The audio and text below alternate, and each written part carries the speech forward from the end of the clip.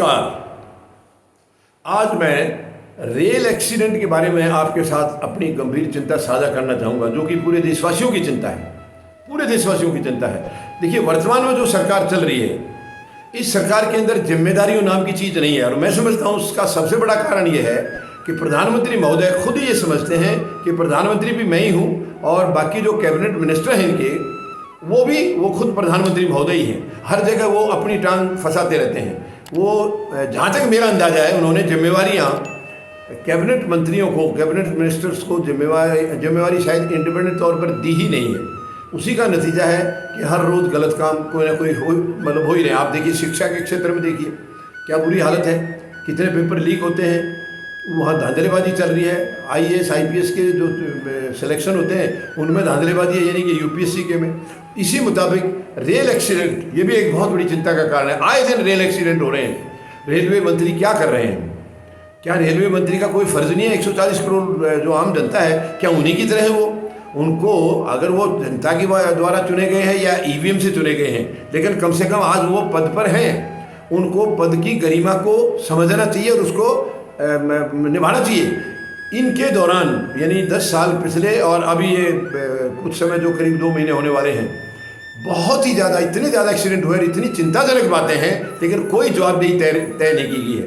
अभी कुछ दिन पहले कंचनजंगा एक्सप्रेस का हुआ था पश्चिम बंगाल में, पैसेंजर ट्रेन के साथ। बहुत ही भयंकर एक्सीडेंट था, बहुत भयंकर था। उससे कुछ दिन पहले 3 गाड़ियाँ टकरा गई थी एट ए टाइम, एक दूसरे के ऊपर चढ़ गई थी। कितनी शर्मनाक है। लेकिन रेल मंत्री बस एक बयान दे देते हैं कि इसमें जो कमी होगी उसको हम दूर करेंगे और जो भी इसमें दोषी होगा उसको बख्शा नहीं जाएगा। ये एक रटा रटाया बयान है इनका। कहीं अटैक हो जाए, उग्रवादी अटैक हो जाए, तो रक्षा मंत्री या गृह मंत्री आकर के ये बयान दे देंगे कि ये जो भी इसमें दोषी है उनको बख्शा नहीं जाएगा। पता नहीं है किसके बारे में कहते हैं। यहाँ तो किसी का सब बख्शे ही जा रहे हैं, हमें किसी के ऊपर एक्शन कभी देखा ही नहीं है। तो ये रेलवे एक्सीडेंट आए दिन, और अभी कल भी हुई है। हावड़ा मुंबई जो एक्सप्रेस थी, वो इसके झारखंड के अंदर चारधारपुर डिवीज़न में ये डिरेल हो गई है गाड़ी, यानी पटरी से उतर गई है। और ये बताया जा रहा है कि सामने की तरफ से पैसेंजर गाड़ी आ रही थी, वो डिरेल हो गई और उसी कारण से ये डिरेल हो गई। भाई कोई भी कारण रहा हो, डिरेल तो हुई, वो क्यों हुई? पैसेंजर ट्रेन, वो भी तो रेलवे की है, वो कहीं रेलवे से बाहर की नहीं है या किसी विदेश की नहीं है। वो चाहे पैसेंजर ट्रेन है, चाहे अपनी गुड्स ट्रेन है, ट्रेन तो हमारी है तो भारतवर्ष की, और रेलवे मंत्री ही उनकी जिम्मेदार है, मंत्री वो उन्हीं के हैं। तो आखिर ये क्या कर रहे हैं? पहले जब भी कभी होता था पिछली सरकारों में, मैंने इतना जरूर देखा है कि कोई भी गलत काम कुछ हो जाता था, जैसे रेल एक्सीडेंट हो गया तो रेलवे मंत्री तुरंत इस्तीफा देते थे। ऐसे उदाहरण है। शिक्षा में कोई गड़बड़ हो गया तो शिक्षा मंत्री इस्तीफा दे देते थे। लेकिन आज इस्तीफा देना तो इन्होंने सीखा ही नहीं है, जिम्मेवारी निभाना भी नहीं सीखा है, और इस्तीफा देना तो फिर सवाल ही पैदा नहीं होता है। ये शर्मनाक है। जो आदमी काम नहीं कर सकता है या जिसको काम आता नहीं है, उसको क्यों रखा जाता है पदों पर? वर्तमान सरकार में, मैं किसी का नाम नहीं लेना चाहूँगा औरों का, काफ़ी सारे मंत्री ऐसे हैं जो काबिल नहीं है, लेकिन उनको बनाया गया है। किसने बनाया गया है? इस सरकार में बहुत सारे, केवल इनको कोई भाई भतीजावाद, अपनों को रखना है। वो काबिल है या नहीं है, लेकिन वो इनका अपना होना चाहिए, निजी होना चाहिए, जो प्रधानमंत्री महोदय की बातों के ऊपर कोई सवाल खड़ा ना करे। ऐसे लोगों को इनको बना करके वहाँ रखना है। ये शर्मनाक है।